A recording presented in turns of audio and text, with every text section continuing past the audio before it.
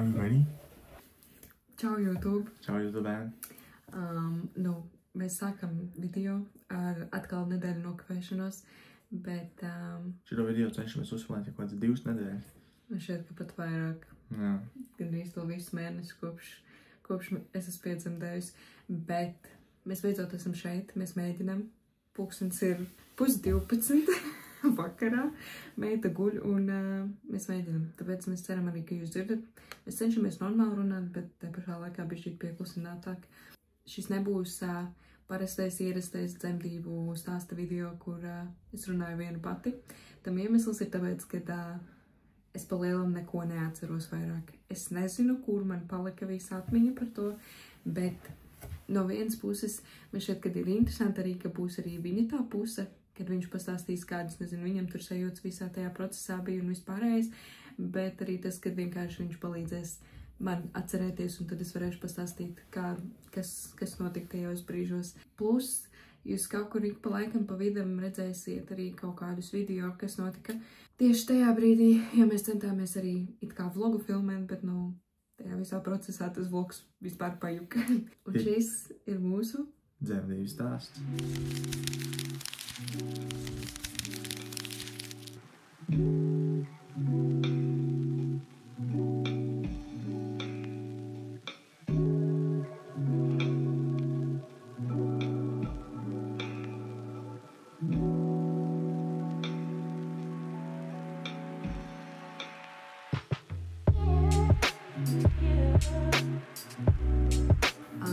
Viss sākās 23. datumā. Vispār lielākais jautājums no jums arī bija, kurš tad bija tas mūsu noliktais datums. Mūsu noliktais datums bija 27. februāris. Man viss sākās, runājot par priekšvēstnešiem, tie jau bija kaut kādas 2 nedēļas pirms dzemdībām. Man vienkārši sākās tās treniņu kontrakcijas, kuras bija pilnīgi katru dienu. Es jūtu sāpes gandrīz visas dienas garumā, bet viņas nebija ne regulāras, ne ilgas, ne pa īstam. Es vienkārši zināju, ka viņas tur ir. Un tad man katru dienu likās, ka šī būs tā diena, bet tas vienkārši vēl kāds 2 nedēļas. Bet viss pa īstam sākās 23. datumā, kad es vienkārši pa dienu aizgāju uz toleti un dabūju sirdstrieku mazu. Viss bija asinīs un zvanīju Markam. Un Marks skrēja mājās no darba. Es it kā zināju, ka tas ir tas guļot korķis, bet ieraugot asins, kamēr to es stāvoklī, man šķiet, ka visas saķer bišķīt kaut kādu mazu trieku un stresu. Un līdz ar to mēs braucām uz slimnīcu, lai paskatītos, vai viss ir kārtībā, jo man tās sāpes arī visu laiku bija. Aizbraucot uz slimnīcu, tad mani pārbaudīja un apstiprināja to, ka tas ir tas guļotkorķis, kurš ir pazudis. Vispār runājot par guļotkorķi. Es nezinu, vai tā esmu tikai es, vai tā kā es dzīvoju zem akmens vai ko, bet es par tāda eksistenci uzzināju reāli tikai kursos, ka tāds vispār eksistē. Jo vienmēr visi saka, ka dzemdības sākas ar ūdeņiem vai arī kontrakcijām, un neviens nav pateicis par tādu guļotkorķa eksistenci. Bet jā, slimnīcā apstiprinājās to. Mani pārbaudot arī, man bija 1 centimetrs atvērums, bet ņemot vērā to, ka man nebija tās kontrakcijas, man ļauj izvēlēties, vai es braucu mājās, vai es palieku tur, un tad jau, ja es būtu palikusi slimnīcā, es domāju, ka tajā dienā vai nākamajā man būtu sākusies kaut kāda ierosināšana, bet mēs braucām mājās. Ko es varu piebilst? Kā jau minēju, es biju darbā, es tieši zāģēju, mums bija tā kā jāgatavo, lai ienāk kuģis, mēs zāģējām malku. Man liekas, ka viņi man zvanīja. Es vairākas reizes zvanīju. Jā, es sākumā nedzirdēju, jo es tieši zāģēju ar zāģi. Un, es paceļu. Es sākumā saku, tā kā, kas ir. Es sākumā nedzirdēju, jo es nospiedu. Un tā viņi zvan. Un viņi pasaka, ka, viņi bija uz toleti un viņi redzēja asins. Un es sākumā nezināju, ka, tā kā, asins šajā laikā var būt tā kā kaut kas normāls. Jo man vienmēr likās, kad stāstīja, ka tik līdz ir asins, kad viss, ir pilnīgi Tas ir grūtniecības sākumā, jā. Jā, es domāju, ka tā ir visu laiku. Jā. Es uzreiz pateicu savam brigadierim, kas pa lietu. Es jau februāra sākumā minēju, ka mums februārī būs bērns. Kad es jebkurā brīdī, jā, jā, ka es jebkurā brīdī varu braukt mājās. Un, visi jau to zināja, es pateicu, un man ātri aizlēja mājās. Es atceros, bija kaut kādi, cik bija, man liekas, bez 10-2 kaut kur. Un tas bija pēc pusdienām kaut kad uzreiz. Un es aizbraucu mājās, un mēs tik ātri skrējām uz slimnīcu. Un man liekas, šeit arī ir kaut kādi video.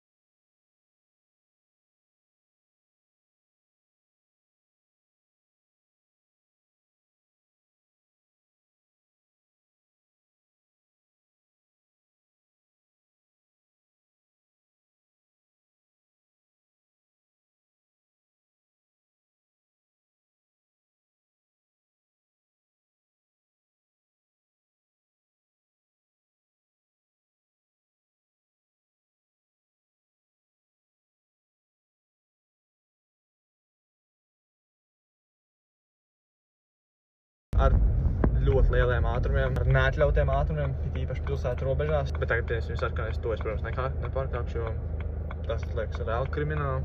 A few moments later. Pagaidies, vārā no mājas pulkstenis ir 6:03, so es vispār spēju pat tām 20 minūtēm izdarīt, jā. Es iegāju dušā, sakrāmēju to, ko Evija bija uzrakstījusi, tur uz lapiņas, kas vēl jāieliek iekšā. Braucu tagad uz slimnīcu. Vēl tomēr nav tā, ka 100% viss ir sācies vai kaut ko viņa uzrakstīja, lai es vēl sēžu mašīnā, lai es koferis nenes iekšā. Kad viņa tur tagad ar ārstiem kaut ko runā un gaida un kaut ko tādu. Evija uzrakstīja meitiņai mūs.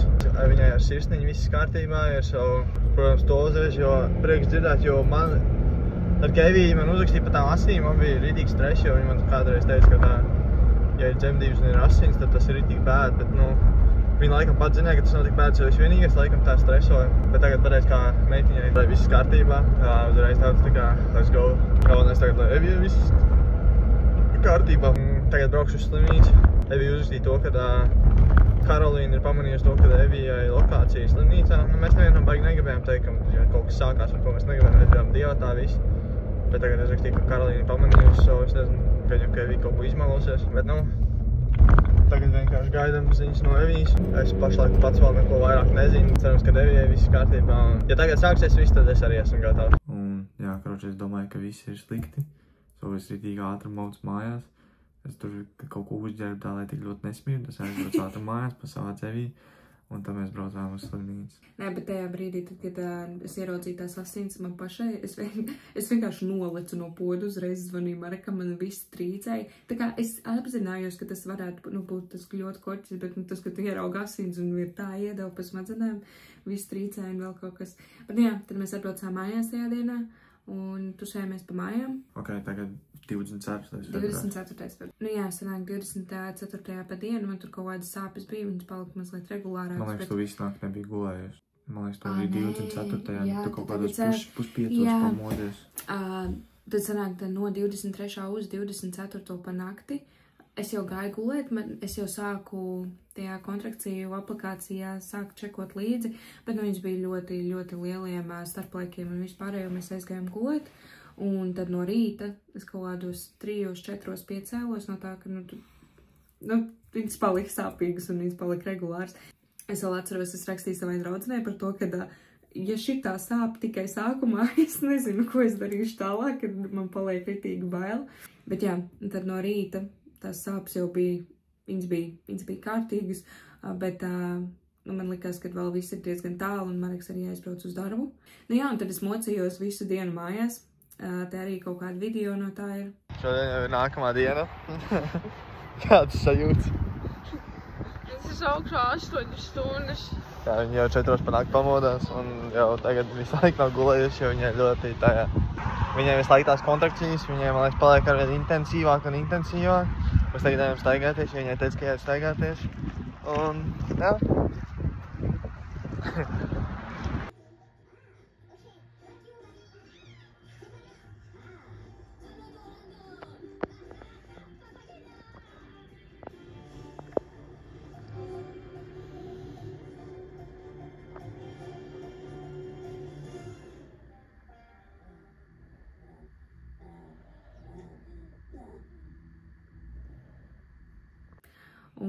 Un tās sāpes kaut kad palika jau tā, ka ik pa laikam, kad es jau raudāju viņām cauri, labi, tu raudi viņām cauri, tāpēc, ka tev sāp, bet es raudāju arī viņām cauri, jo man kāda iespēja, tā kā šodien, jo es apzinājos to, ka tajā dienā vai nākamajā dienā mēs satiksim meitu, un tas likās vienkārši, tā kā prātam neaptveram, līdz ar to es raudāju pa visu kopā, un vēl plusā, mēs nevienam neteicām, ka kaut kas ir sācies vai vēl kaut ko, līdz ar to es tur viena pati sūdzos Marekam un viena pati mēģinu tikt tam visam cauri vienkārši bimbājot, bet, tas sāpes palika arvien sāpīgāks. Tad vienu brīdi man viņas reāli bija ik pēc 5 minūtēm, bet Mareks vēl bija darbā, jo uz slimnīcu bija jābrauc, ja viņas ir ik pēc 5 minūtēm un vismaz minūti garas.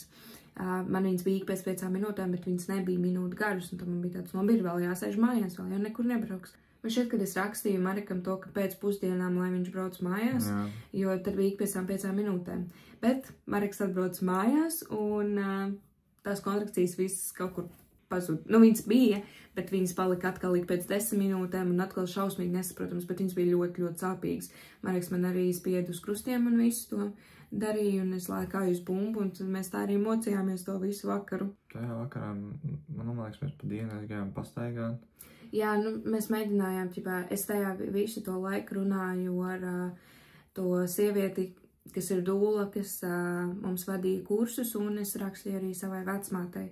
Es mēģināju saprast, ko man darīt, jo ir tās kontrakcijas braukt uz slimnīcu, nebraukt uz slimnīcu, jo es ļoti, ļoti, ļoti negribēju aizbraukt uz slimnīcu par ātru, lai būtu kaut kāds ierostināšanas vai vēl kaut kas gribēju tam, lai viss aiziet tā, kā tas dabīgi aiziet. Līdz ar to, jā, es arī visu dienu nebiju neko ēdus, es nevarēju neko iest. Negribējās, gribējās, bet tu vienkārši nevari iest, jo tu zini, ka tev ir tas 2 minūtes un 5 minūtes starpā un tu nepaspēsi neko baigi paēst.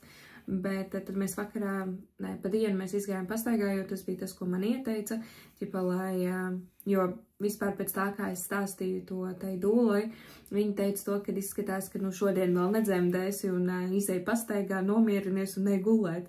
Bet es nebiju gulējusi ne to nakti, ne to dienu es nevarēju pagulēt, jo kā es apgūlos, man nenormāli sāpēja, līdz ar to man vajadzēja staigāt, man vajadzēja uz bumbu, man vajadzēja tur kustēties un visu pārējo. Bet tad vakarā Mareks pasūtīja ēdienu.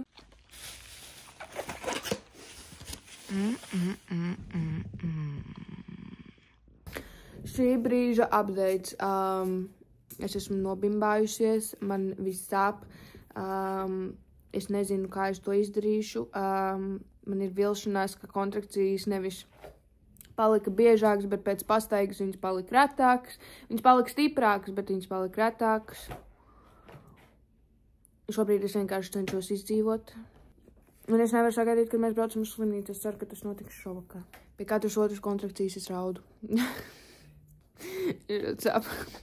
Bet tiem pašām man laikā, viņi atzīmē kontrakciju aplikācijā, katru reizi prasa stiprumu, bet tur ir 3 tikai. Tāpēc, ka man šķiet, ka paļu bomba būs vēl stiprāk. Bet bija vienreiz, ka viņi teica 5, mēs pēc tā vienkārši padamies. Bet Mareks ir superīgs boyfriends, un viņš mums pasūtīja ēdienu. Jo viņš viņš ir superīgs. Labu apetīti mums un lūdzu ticiet, ka tas notiks šovakar un man tūlīt būs honey. Mēs tikko pačekojām informāciju un sapratām to, ka mēs sajaucām datums. 23. nekas nenotika. 23. mēs filmējām laivu tik tā kā. Jā. Visiem bija tā, cipa, manifestēsim tā, lai ir rīķi pa 24. Lai sākās. Un tas, ko mēs stāstījām, ka bija 23. bija 24. Un tas, ko mēs stāstījām, ka bija 24. tas ir 25. Tātad šis ir 25. un mēs turpinam.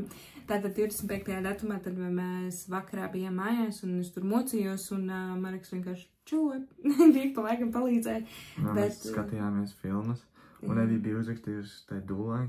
Gan Evija savā tajā plānā pierakstījusi, ka vajag pārēst, un arī tā dūla teica, ka vajag pārēst, bet... Jo vajadzēs spēku vēlākam. Jā, savu mēs pasūtījām ēdienu. Bet no tā ēdiena es apēdu laik ļoti, ļoti maz. Es nevarēju dabūt savu ēdienu iekšā, es nezinu, kaut kāds... Es zinu, tā, tad, kad tu jūties slikti, tad neko negribās, un tajā brīdī man negribējās neēst neko citu. Bet jā, tad mēs pēdām, un tad tās sāpes palika tad, ka viņām bija bišķīt jāraud cauri. Un, tur jau bija kārtīgs sāpes. Jā. Tur jau bija tas, ka, viņa tajā aplikācijā tur bija sākās lēnām tas, ka ik pēc 5 minūtēm un pa minūtei ir. Jā. Un daži tur tiešām, tā kā Evija raudāja visu laiku. Un tā mēs tas kaut kādiem 7, man liekas, mēs arī tā nomocījāmies. Un tā mēs, ķipā... Un tad bija tas nebraukt atkal. Nu, ķipā, tu gribi braukt, bet tu varbūt vēl nevajag. Jo neliekas, ka varbūt vēl nav tik traki. Jo arī savā plānā viņai bija rakstīts, ka tiešām grib braukt pēdējā brīdī tā, lai viss notiek tā kā bez tām papildus lietām viss. Jā, lai viss patiekam cauri tam. Bija kaut kādi 7, un tad mums tāds, ķipa, vajag aizbraukt. Mums mantas jau bija no iepriekšējās dienas, jo tur bija, tur tajā video, ko mēs ieliksim, vai redzēt, ka man jau tad lika braukt pakaļ mantām. Jā, jo tad uzņemšanā mums teica to, mani savāca pie ārstiem, un Marekam pateica to, ka, brauc pakaļ mantām un brauc šurp. Līdz ar to mums mantas jau bija bembī, mums tikai kaut kādas dažas lietas vajadzēja paņemt, bija kaut kāda, 7, 8, man liekas, un mēs braucām uz slimnīcu. Pulkstenis ir 19:42. Mēs esam mašīnā. Mēs brauksim uz slimnīcu, jo Evijai kontrakcijas tagad jau ir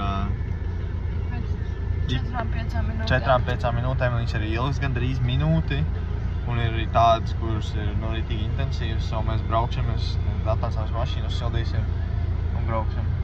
Un tu esi gatavs satikt? Man ir ļoti bail.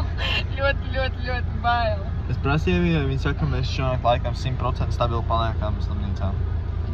Es domāju, ka jā, ko mēs darīsim, es jau cik stundas mocos. Jā, viņi joprojām nav gulējuši kopš kādiem 4-5 rītā. Un ņemot vērā, ka es par nakti ceļos tā kā ik pēc pusotras stundas. Basically viņi gulējuši gandrīz kāds pāris stundas tikai. Es ceru, ka man pietiks spēku, lai viņi izspiest ārā vispār. Jā, bet vismaz viņi kaut cik ir pāēduši. Negrib vēl ēst? No. Man ir ļoti bail no brīža, kad man sāksies kontrakcija mašīnā. Jā, tas gan, jo viņi visu laiku staipās, bet tagad jau mašīnā viņi tā nevar, viņi apsēdusies tā. Ar cerību, ka tas palīdzēs. Bet es saku, ka mums ir daudz tā kā tāda maza pīstapiņa, kur mēs varam apstāties. Labi, mēs brauksim. Jā, uz slimnīcu mēs arī braucām ļoti forši, jo es vairs nevarēju nostādēt vienkārši. Es mašīnā sēdēju tā kā, es sēdēju priekšā uz ceļiem, un līdz ar to man dibens bija priekšējā logā.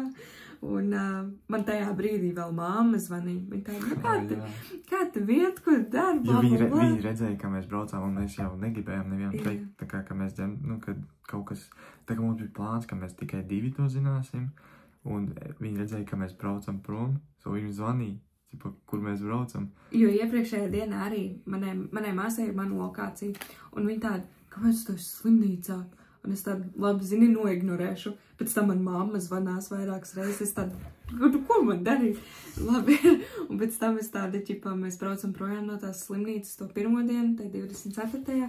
Un es tādu, jā, man analīzes bija jādod, un mamma tādu, vai tu analīzes nodev, vakarā? Es tādu, tu kā viss kārtībā, man tur nevajadzēja, bet tukšā dušā un visu pārējo. Un mamma tad nolambīja. Tad mēs braucam te 25. uz to slimnīcu. Mamma zina, kur jūs braucat, ko jūs darat? Es tādu, mēs uz veikalu braucam, un man tieši tajā brīdī